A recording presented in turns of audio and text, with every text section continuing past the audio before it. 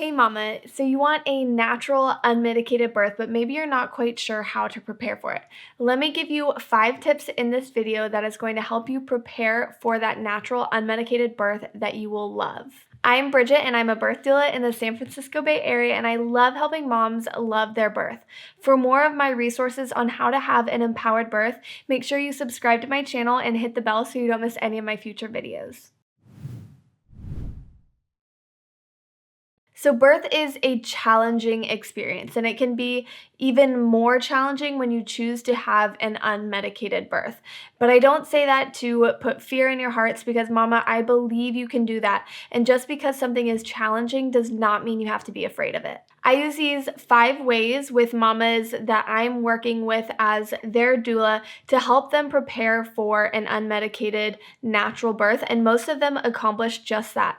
But even if they don't accomplish that, they are leaving their birth with a positive birth memory and feeling empowered from their birth experience. So while there's no magic position or one way to breathe that is going to help you accomplish a natural birth, all of these things are things that you will be working on while you're pregnant, or some of them during your labor, that is going to help you have that unmedicated birth that you're hoping for.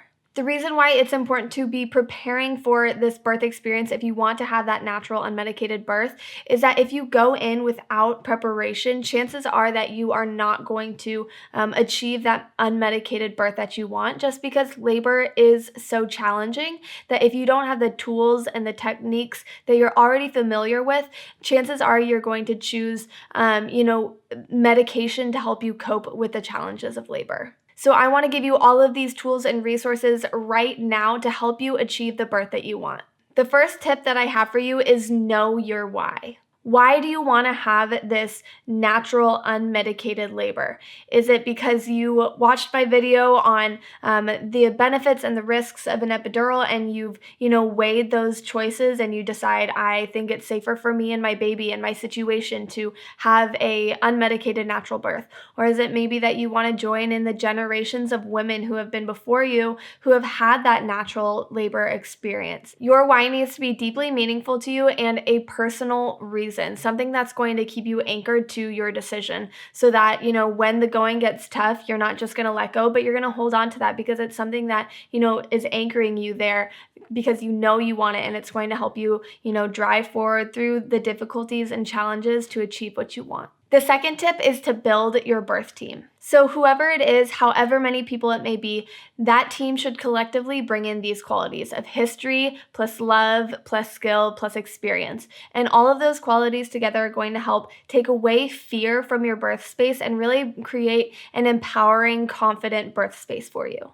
I talk about the people who bring in these qualities, history and love and experience and skill, in another video. I will link that up here, so check it out after this video so you can kind of have an idea of who should be in your birth space. The third tip to help you prepare for that natural unmedicated birth is to educate yourself. Mamas, knowledge is power, and the more knowledge that you have about how your body works and how it's meant to give birth, how the stages of labor flow, and what to expect at, a hospital setting or a birth center setting, all of these things that are going to give you knowledge are going to make you feel empowered and confident going into your birth space and your birth experience. While you're educating yourself throughout your pregnancy, your partner should be educating themselves too. So if you haven't started educating yourself, a good place to start is to know the process of labor. So mamas, grab your partner, check out this playlist talking and walking you through the stages of labor and what it looks like. So your education doesn't stop when birth begins.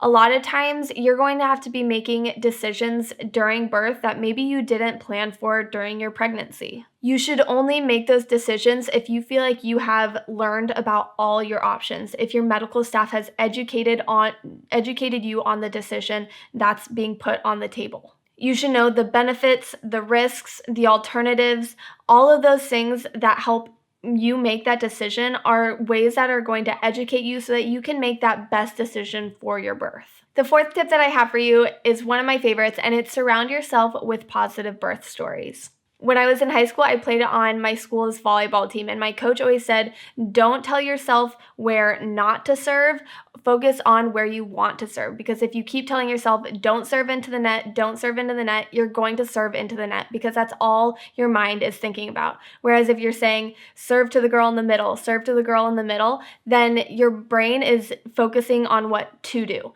The same is true for birth. If you are focusing on the negative, if you are focusing on, I don't want an epidural, I don't want a C-section, I don't want XYZ, then that's where your mind is focused on, and that's where your body is going to follow.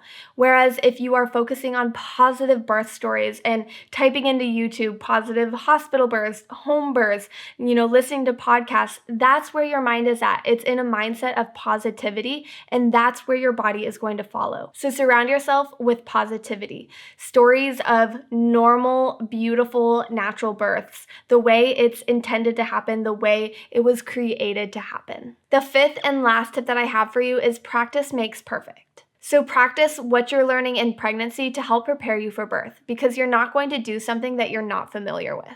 So those positions that you're learning, those breathing techniques that you're learning, those coping techniques that you're using, all of those things that you are learning and putting into your toolbox now, practice them, because that way, when you're in the throes of labor where things are challenging, you're going to gravitate to the things that you are familiar to and comfortable with. Whereas if you haven't been practicing those things and they're kind of unfamiliar and feel awkward, you're not going to gravitate to those things. You are going to be more prone to doing the things that you have practiced and that you've become familiar with. The ones that I encourage mamas to practice during their pregnancy are breathing, meditation, massage, and visualizations. And those ones are great ones to even use during pregnancy to overcome discomforts and challenges of pregnancy. And then that way during labor, you've become comfortable, you've become acquainted with those things, and you know what you like, what you don't like, and how you respond to certain things. So those are the ones that I really encourage you to start practicing through your pregnancy. I touch on all of these topics in my videos, but the first one is breathing. Check out this video if you want to know how to breathe properly. That's going to help prepare you for birth. Mama, I hope these 5 tips help you feel more prepared to take on having an unmedicated natural birth. I truly believe that you are capable and worthy of an experience that you love. Like I said in the beginning, there's no magic position. There's no one way to breathe that's going to guarantee that you have this natural unmedicated birth.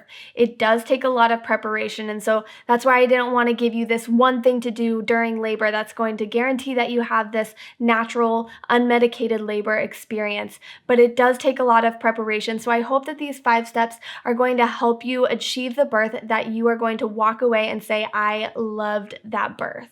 I mentioned a lot of videos along the way, so I linked them in the description below for you to check out. If you have any questions or anything you want to say, make sure you comment. I would love to hear back from you and answer any questions that you have.